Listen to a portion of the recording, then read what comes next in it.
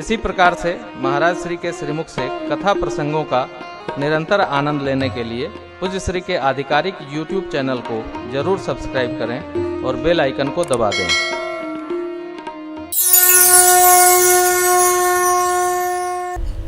भगवान ने कहा, भैया नृपहि बचन प्रिय नहीं प्रिय प्राणा करहु तात पितु बचन प्रवाना। भैया पिताजी को वचन प्रिय थे, प्राण प्रिय नहीं था।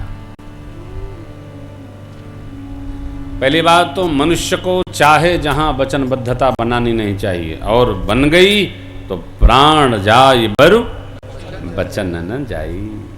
हाँ, वो निर्वाह हो वचन है।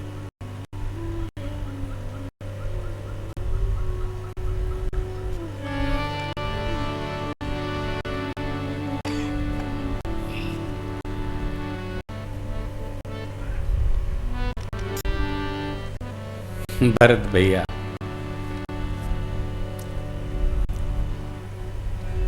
प्रभु के सिर चरणों में डाल दिए, जैसे आप प्रसन्न हो।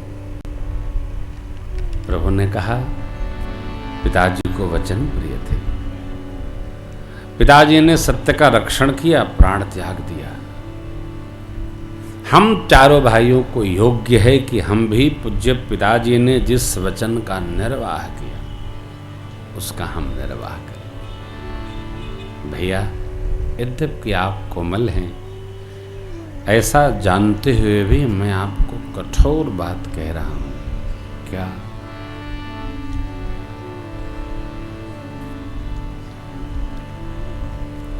पूज्य पिताजी ने जो मां को वचन दिया था उसके अनुसार 14 वर्ष हमको वन में रहना ही पड़ेगा, और 14 वर्ष आपको श्री अवध की सेवा करनी हो। भाई भाई का सुख नहीं बांटता है, दुख बांटता है। दिल के श्रमुख वचन है, बांटी सब ही मोहि भाई तुम ही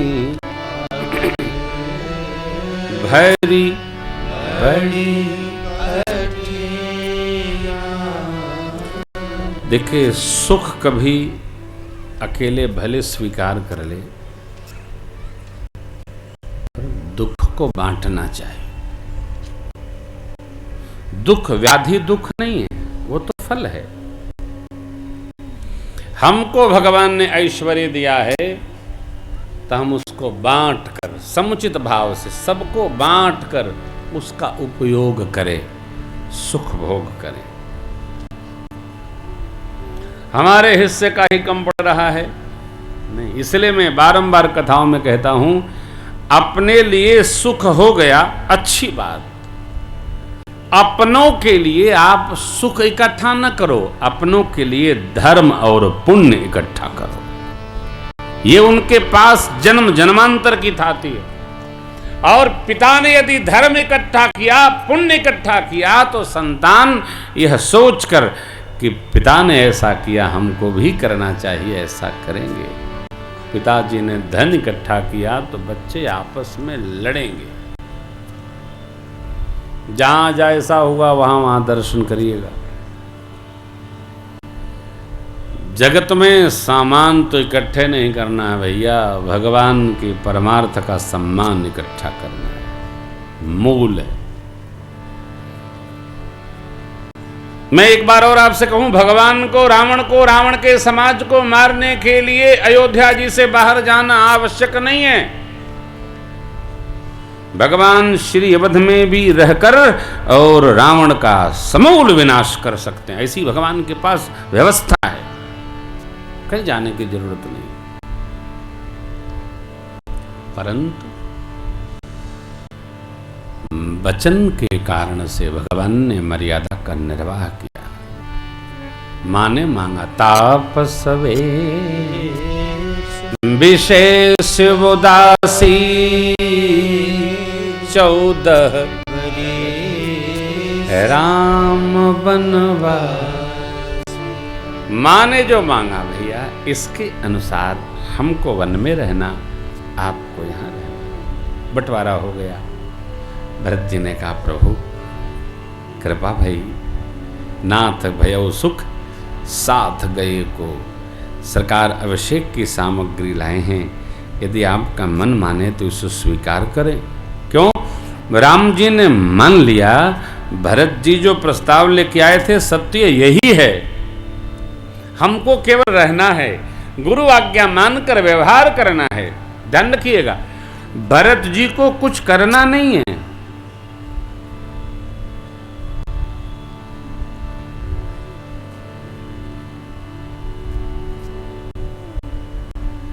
प्रभु कहते हैं आप गुरु जी और महाराज जनक जी की अनुमति आज्ञा मांगकर सेवा करिए अयोध्या की, बस।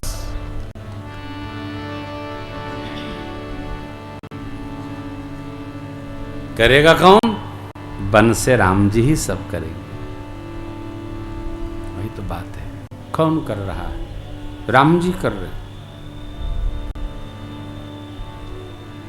हम जब अपने कक्ष में रहते हैं ना तो हमारे कमर में दर्द होने लगता है, और जैसे ही यहाँ आते हैं दर्द भाग जाता है। 4 घंटा बैठे 5, कौन? राम जी की कृपा है। और ना वहाँ बैठे बैठे अरे जरा मुंह लगाओ भैया, राम जी की कृपा है।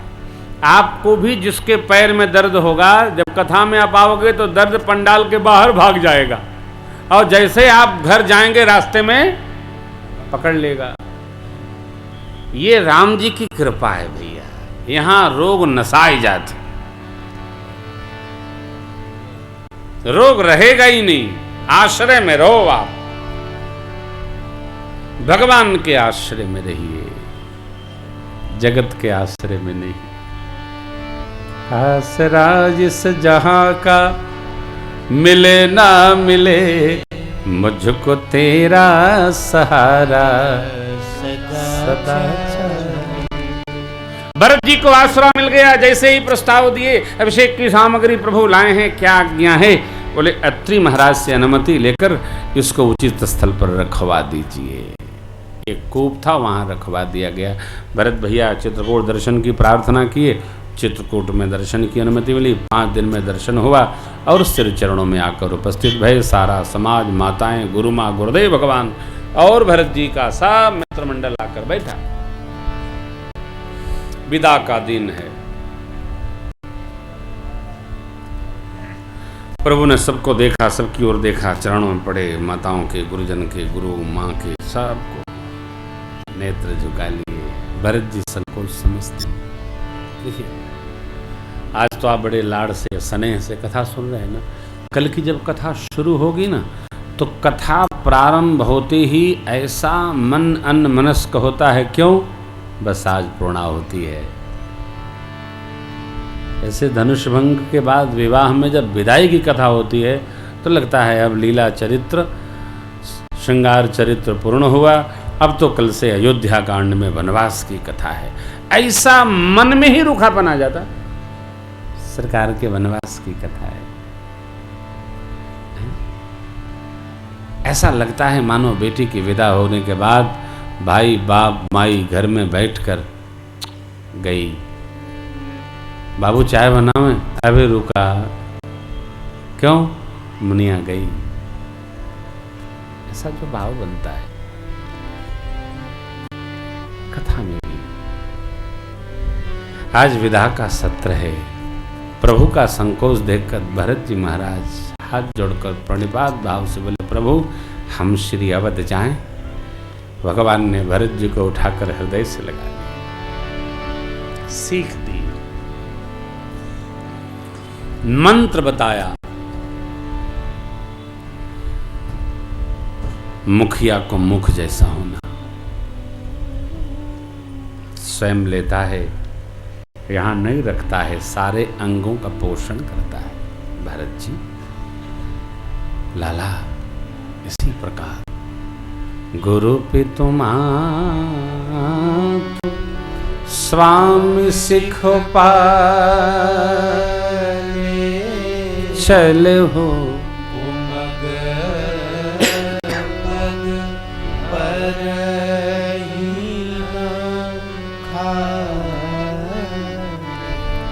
गुरुदेव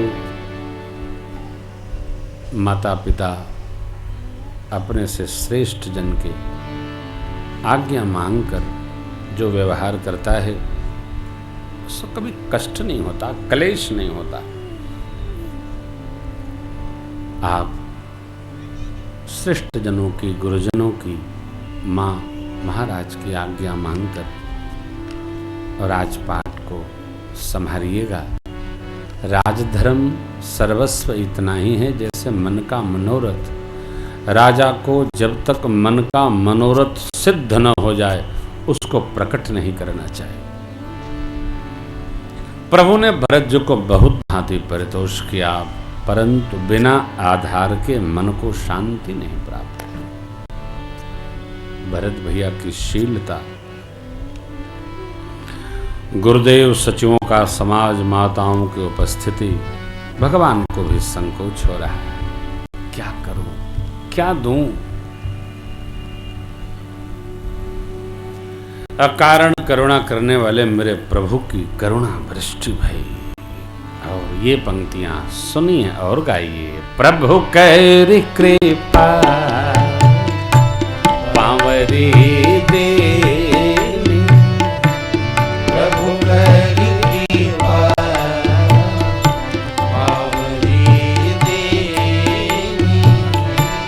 सादर भरत शीश धरिले,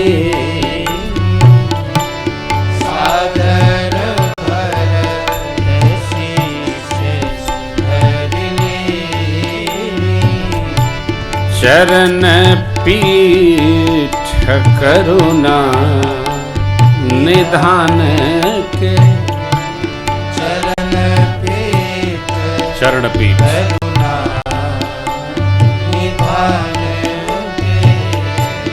जनु जुग जामिक प्रजा प्राण के, जनु जुग जामिक प्रजा प्राण के, संपुट भरत स्नेह रतन के। भरत जी रूपी रत्न के लिए मानो एक बॉक्स मिल गया। आखर जुग जनु जीव जतन के, जीव के यत्न के लिए, रक्षण के लिए मानो राम नाम प्राप्त हो गया।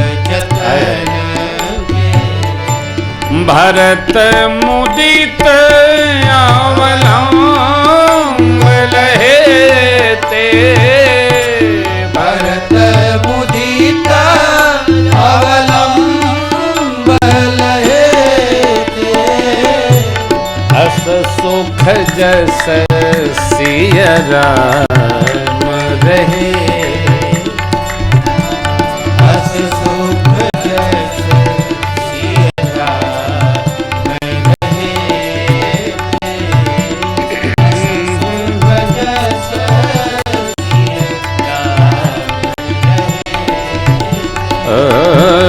अस सुख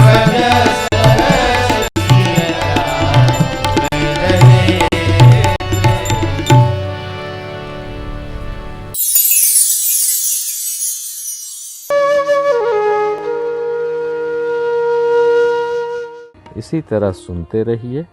चैनल को सब्सक्राइब करिए, बेल आइकन को दबा दीजिए और पुण्य अर्जन के लिए अपनों में शेयर करिए।